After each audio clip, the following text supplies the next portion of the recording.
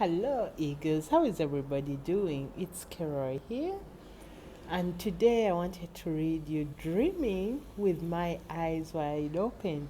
Yes, since I have a very active imagination, I daydream a lot. I create castles in the air. Hopefully, one day there will be real castles, right?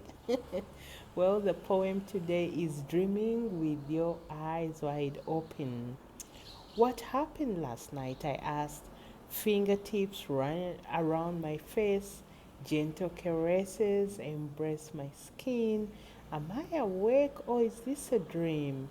In a room filled with a mist of romance, with lights dimmed to perfection, a sage state for love to unveil, a perfect dream, a perfect touch. The one for me stands tall in front of me. In love's true essence, I was actually awake, dreaming with my eyes open. Ooh, yes, I was actually awake, dreaming with my eyes open. I'll leave that to your imagination, but dream anyhow, whether your eyes are open or eyes closed. It is all reality, but different dimensions. As always, it's Keroy. I'll talk to you soon. Bye.